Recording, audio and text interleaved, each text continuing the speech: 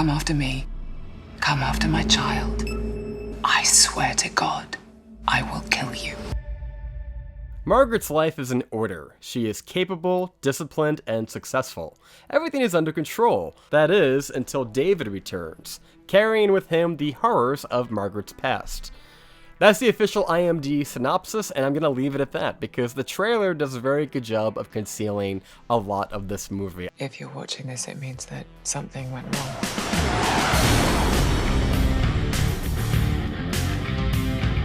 Hey everybody, welcome back to another episode of Burns Views. My name is John. Today, we're talking about the new movie starring Rebecca Hall and Tim Roth titled Resurrection. Now, I'll admit going into this film, I had some reservations about it. I have seen way too many of these films that feel like they're set up in the same exact way. You have a supernatural element, but when you watch the film, you find out that it's really just some kind of psychological trauma that a woman is dealing with and she hasn't processed it. It can be an abusive ex-boyfriend, it could be a loss in the family, you name it. But it's always that unreliable narrator thing that kind of just, well, it gets old and it gets redundant. We've seen that trope so many times, and I can happily say that that will subvert expectations with this movie. It doesn't do that. It does a little bit. I want to say it does a little bit of that in Act 1. That's what the trailer shows you. The trailer doesn't really show you much beyond Act 1.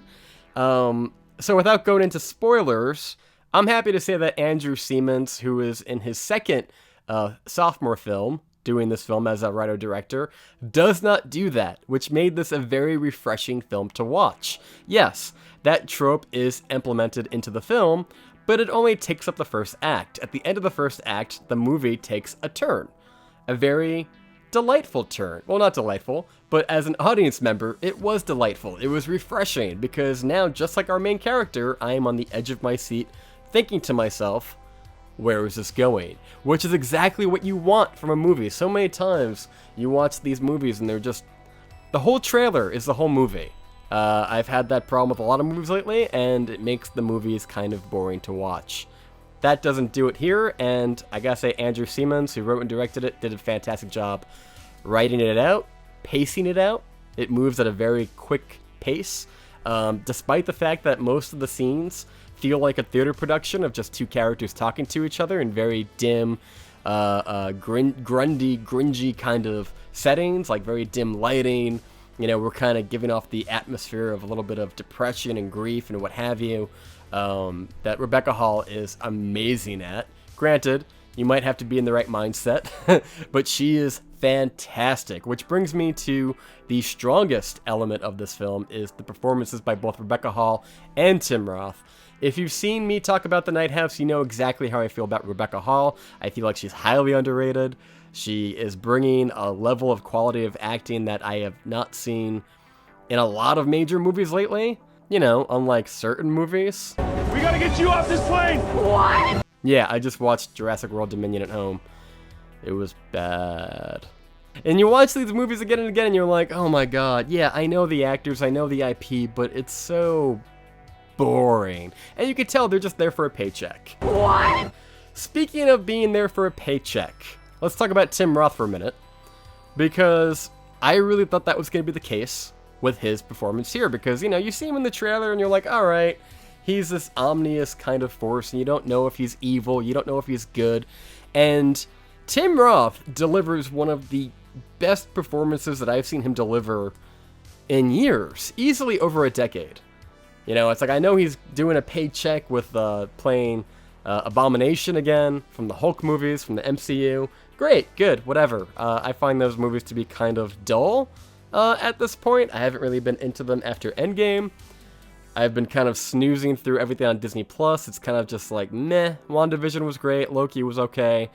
Everything else just kind of put me to sleep. But he is great in this, because he plays it like a tightrope artist, where he has to be menacing at certain points of the movie to make you wonder if he is the evil guy that Rebecca Hall is seeing, or if he's just your average guy. And sometimes we see inside Rebecca Hall's dreams, or sometimes we see Rebecca Hall's point of view, and he has to walk a tightrope of making the audience think, can I trust this guy?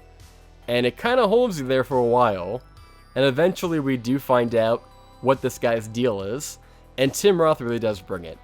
So between the two of them, powerhouse performances, completely captivated. This could have been on a stage on Broadway or what have you, and it works.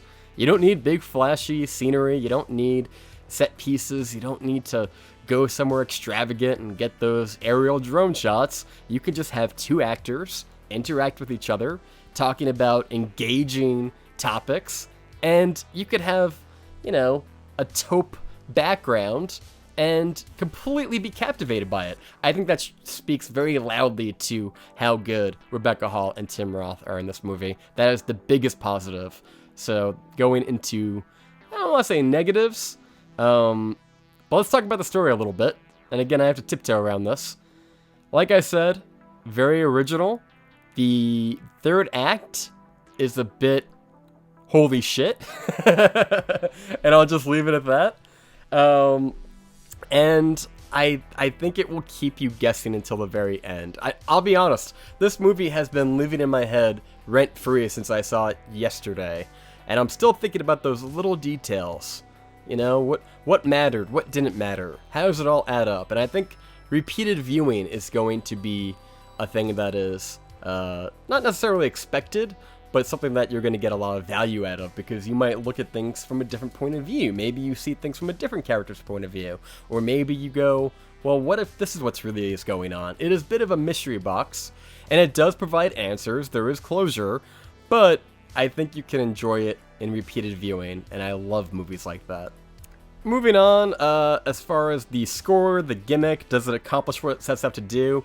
I would say yes. The score is pretty tense. The gimmick of, is it real, is it fake, what's really going on? I found that the answers that were provided were satisfying. There's nothing in the trailers.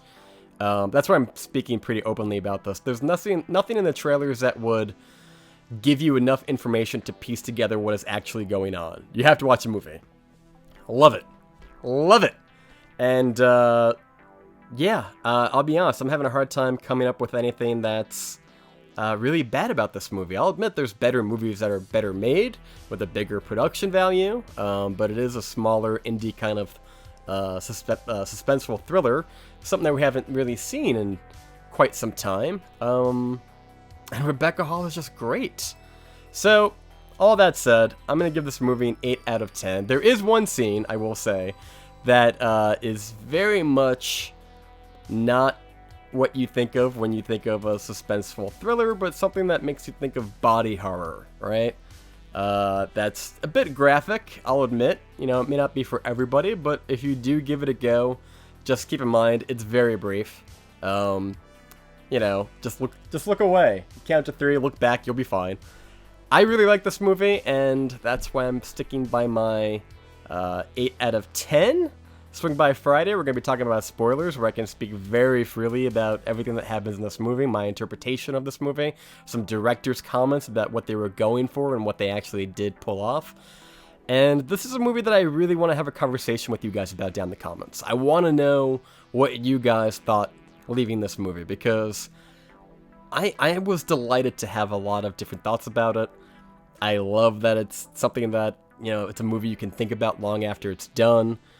And yeah, I don't think I really have much more to say about than that. Just go watch the movie. It comes out this Friday on Shudder, as well as video on demand, August 5th. And until next time, guys, thank you so much for watching. I have been John here on Burns Reviews. If you've enjoyed this movie, if you want to watch my Ending Explained spoiler talk on Friday, be sure to give the video a thumbs up and subscribe so that the YouTube algorithm knows that you want to check that out, because YouTube, man, they'll bury you. I've had people be like, I subscribe, but I don't get any of your videos. I got the bell on and everything. I don't know what's going on, but, do me a favor, give the video a thumbs up. It really does help out a lot. Or if you didn't like this video, that's fine. Can't make you. No big deal.